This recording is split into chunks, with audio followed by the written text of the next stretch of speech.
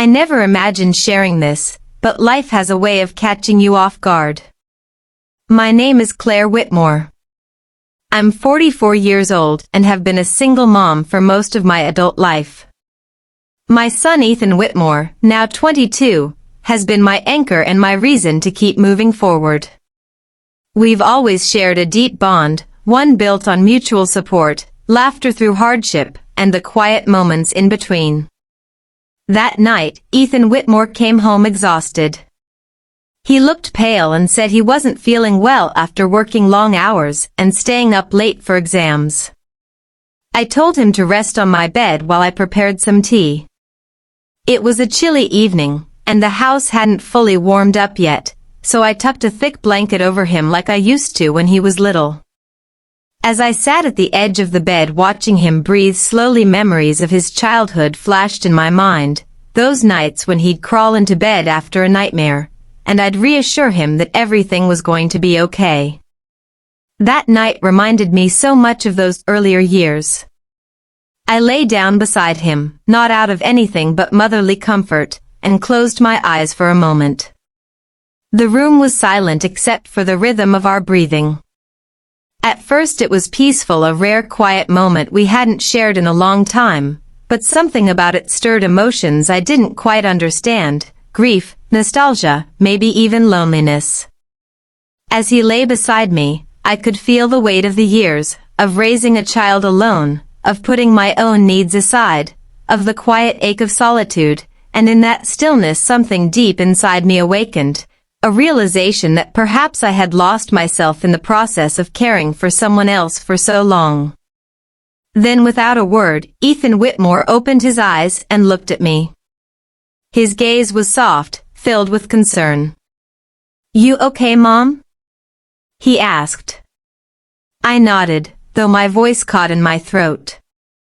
"Yeah, just thinking." We stayed like that for a moment longer, in the quiet comfort of shared presence.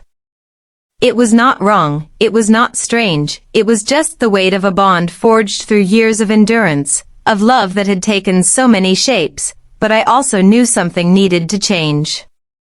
Something in me whispered, I had to start thinking about me too. The next morning sunlight spilled through the window, casting long shadows across my bedroom floor. I hadn't slept much, my mind had been restless, drifting between the comfort of Ethan Whitmore's presence and the realization that I'd been running on emotional autopilot for far too long. Ethan Whitmore had already left for the day, likely to the campus library where he spent most of his time now. I found a note on the kitchen counter. "Made you coffee, take it easy today, love L." I smiled, holding the note a little longer than I needed to, but something still weighed heavy on me. That night had stirred something deeper. It wasn't about Ethan Whitmore, it was about me. About how I had built my life around others and forgot to tend to the parts of myself that had been quietly fading in the background. Later that afternoon the doorbell rang. It was Mark. "Hey," he greeted with that easygoing warmth I had grown familiar with. "I thought I'd stop by and check on the heating issue." I stepped aside, gesturing for him to come in. "Honestly, I'm glad you did. The thermostat's been moody." He knelt beside the unit in the living room, tools in hand, as I made us some tea. The air between us was calm, but beneath the surface I could sense a growing tension. Not discomfort but awareness. "You look tired," he said quietly, glancing at me as he adjusted a dial. "I am," I admitted, setting down the cups. "Not just physically, it's emotional. Everything's been catching up with me lately." He didn't pry. He just nodded, as if understanding without the need for details. There was something comforting in his presence. He didn't treat me like a broken person or a single mom to be pitied. Just Claire Whitmore. We sat down afterward, sipping tea in the soft hum of the living room. "I remember when you first moved here," Jack Reynolds said. "You were strong even then. Still are." But strong people get tired too. His words landed gently. Not flattery. Just truth. I hadn't cried in a long time, not really. But in that moment I felt the sting behind my eyes. Not from sadness, from being seen. I've been so caught up in being everything for everyone, I said quietly, that I forgot how to be something for myself. Jack Reynolds looked at me for a long moment, then said, "Maybe it's time you let someone be there for you." The silence that followed wasn't awkward. It was grounding. I didn't know what the future held, but something in me stirred. Not confusion like before. Not fear. Just the faint outline of hope. A week passed. The house had settled into its usual rhythm. Ethan Whitmore with his books and deadlines, me with the quiet hum of daily routines. But something within me had shifted. The moment with Mark, the way his words wrapped around my exhausted heart, kept echoing. That morning I did something I hadn't done in years.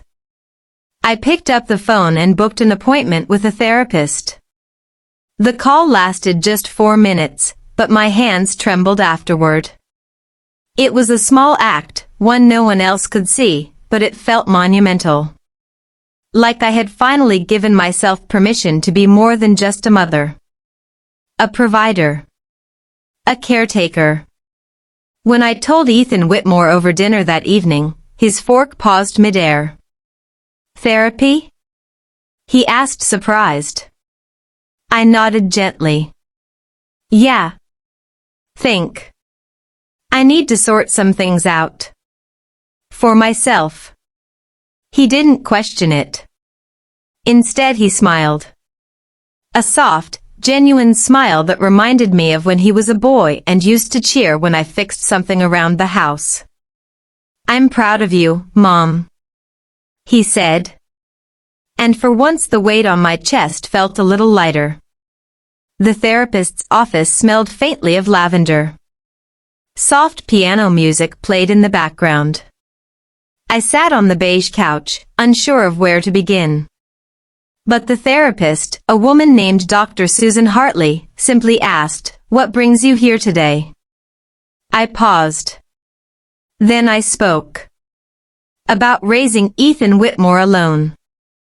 About the loneliness that crept in at night like fog through a window left open. About how being needed had become my identity.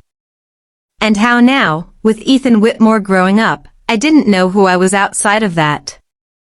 I didn't talk about the night Ethan Whitmore had held me too long, or the confusing thoughts that had passed like shadows in my mind. I wasn't ready for that yet. But I talked about the ache beneath it all. And that was enough for now. Dr. Susan Hartley listened without judgment. She helped me see that emotional boundaries could blur not out of malice, but out of wounds unhealed. Out of unmet needs. Sometimes we mistake comfort for connection, she said. And sometimes it takes stepping back to find clarity.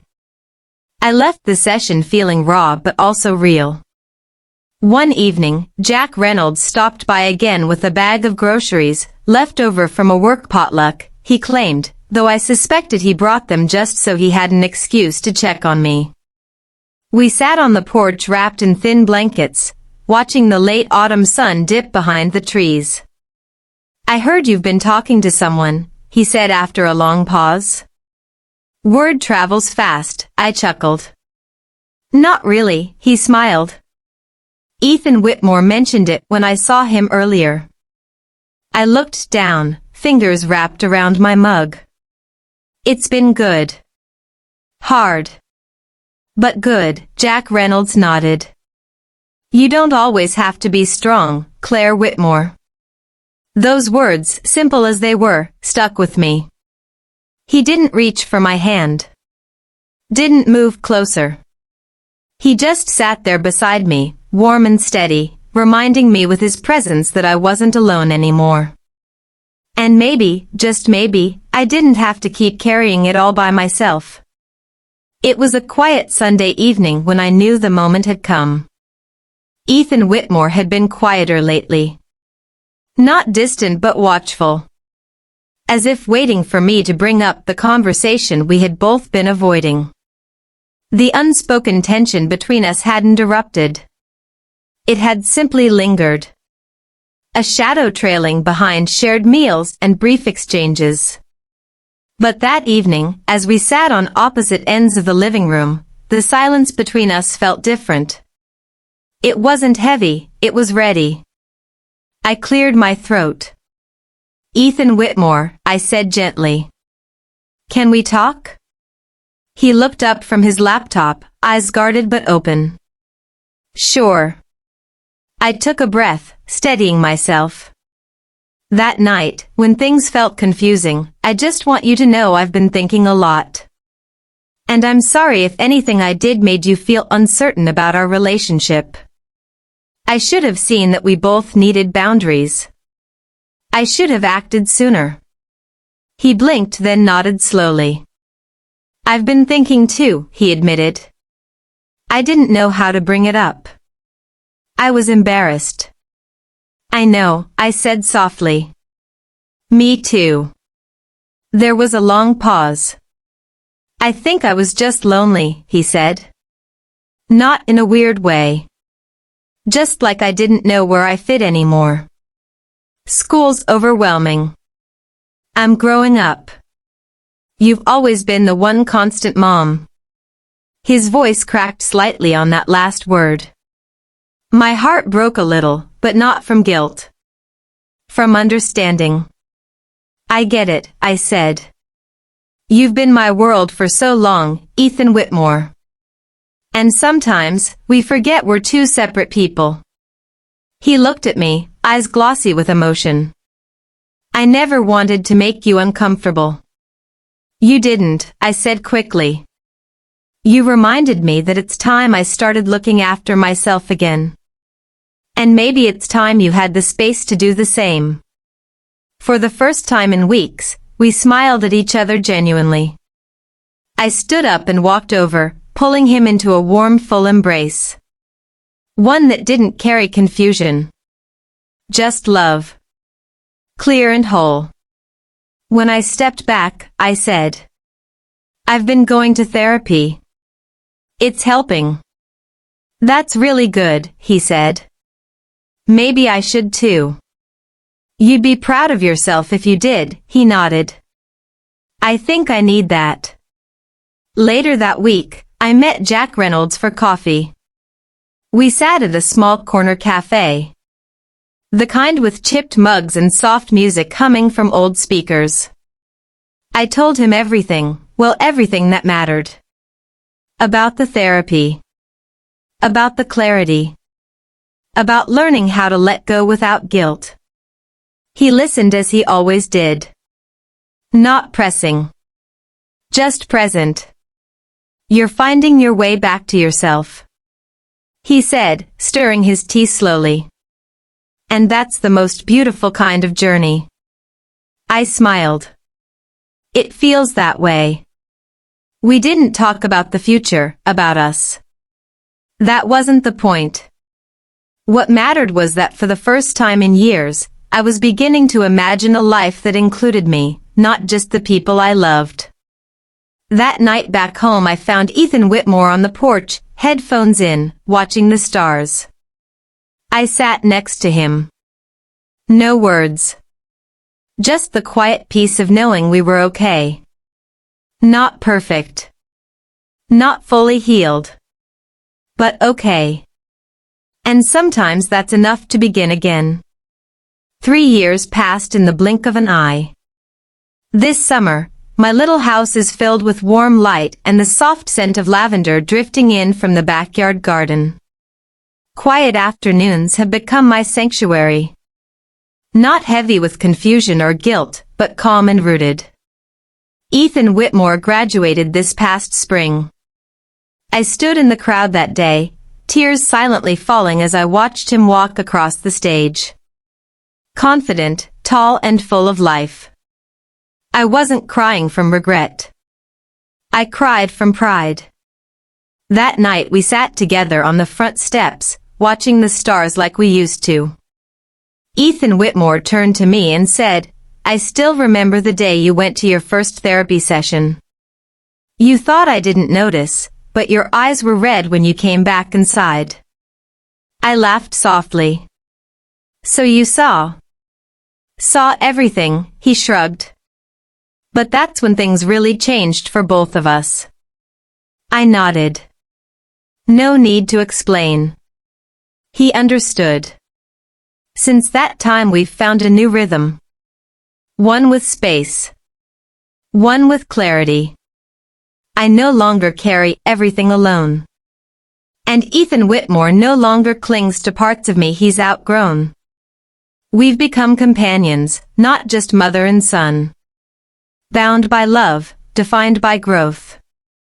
As for Mark, we didn't fall in love like some fairy tale, but he's still around. He still drops by on weekends, bringing fresh bread and quiet stories. One evening, he took my hand during a walk and said, "Elise, you're the strongest woman I know. Not because you endured so much, but because you knew when to stop." I smiled. No promises.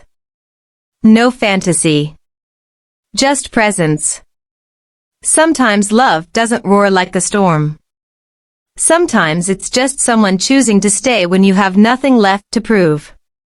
One morning, I wrote in my journal.